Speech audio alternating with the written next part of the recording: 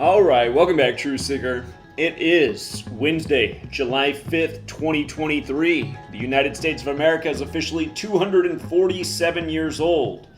And what I really want to talk about tonight is a topic we've talked about many a times before, and that is censorship. And recently, Rambo, longtime guest of this program, hopefully one day he'll return, the news broke to me yesterday. I'm not sure if it happened yesterday on July 4th or, in the days prior. But it came to my attention yesterday that Rambo's channel, The Truth Codes, was deleted by Google. And again, think about deleting Rambo's channel. I mean, Rambo's always very classy, doesn't really cuss. He delivers his information in a way that's not really offensive to anybody, and despite all that, still deleted. So what's he guilty of? Again, sharing the knowledge of gematria. And of course, I've lost 20 some channels. I'm not as classy if you will, as Rambo in the way I deliver my message often. But many times people speculate that I get deleted because of the way I talk, which I know isn't true, because so often when the videos get censored, they're the videos that would have passed on Mr. Rogers' show. It's like if your video is totally polished and doesn't have anything that would really upset anyone, those are the most likely videos to get censored. So I always hate when people reach out with their ignorant opinions about why this community is getting censored. It's getting censored only because it is sharing information that threatens the authorities, who are the cabal, who rule over us and think we're their property. And anyhow, if you guys have a way to reach out to Rambo, I'm not sure where else he posts in the social media world. I mean, he used to post on my website, but he hasn't been on there for a few months since he stopped doing the show. And he might be realizing that was a mistake now to only put his work on Google. That's why I gave him, had to build him the extra part of my website with his own login and access that only he has access to. And had he been putting his work up there for the last few months, it would still be there, but now it's all been flushed down the Google toilet. So again, that's also a reminder in the age of censorship. Don't only post your information on Google, Facebook, Twitter, TikTok, any of these platforms, because they all delete and censor. And again, it doesn't really seem like there's any recourse with these companies. I just drove all the way down to the YouTube headquarters in California. Couldn't even get inside the building, was greeted by security. Welcome back, Truth Seeker. Again, here we are at YouTube's headquarters, and on all corners of the building, they got security just like this. I just asked this gentleman, how long has YouTube had this much security outside the building? I mean, you wouldn't think a, social media service would need just security everywhere. And he goes, I don't know. And I said, well, you don't know? I said, well, then how long have you worked here? He said, I don't know. And then I thought, God, this is just how YouTube is, man. Just unclear about everything, no direct answers. Just a snaky company. Is there a reason you don't know how long you've worked here for? You don't know why you don't know why you don't know? And but the lead security guy, to his credit, he was very friendly, came out with a pen and a paper. He said he'd take all my questions and concerns and pass them on to the people who could answer them, and they'd be back to me within 2 weeks. Well, I mean, he did sit there and wrote everything down and listened for a long time, but I never got any call back, which is not a surprise. And like I said, I think it might be different though. If instead of it was just little old me who showed up at YouTube, if instead it was thousands of people, like the thousands of people who've lost their YouTube channels for sharing their own ideas, thoughts, research, if all of us showed up at once, I feel that could be a monumental day that might change what's going on. I mean, somehow we have to force the issue of big tech censorship. It really is the problem of our times. I'd say it's the biggest problem going on in the world right now. I mean, there's a lot of other terrible problems going on in the world right now, but again, the internet is the place where people go for information. If certain information cannot be on the internet, I mean, that could be the difference between living and not.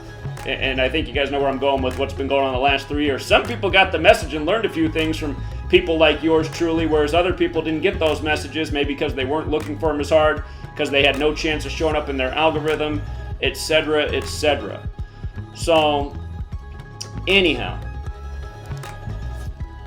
somehow, some way, we need to make something like that happen. You know, if you missed what I did in California in April, I went from big tech headquarter to big tech headquarter to big tech headquarter, and at first it was just me at YouTube. Then another gentleman showed up, and then it was me and him who went over to Facebook, and Cuts One met up with us, and there were 3 of us there. And then we went over to the Google campus, and there were 3 of us there. And you know, everywhere we went, we had a little bit of an impact, especially at the Google campus where they were all outside having lunch. And I let them know what I think about, you know, how all those people there go along with this company that is undermining what America's about and totally undermining the First Amendment. All of you guys who work for this company that hates free speech, that hates the First Amendment, most of you guys aren't even Americans. You're welcome here. But again, what makes America America is having a First and Second Amendment.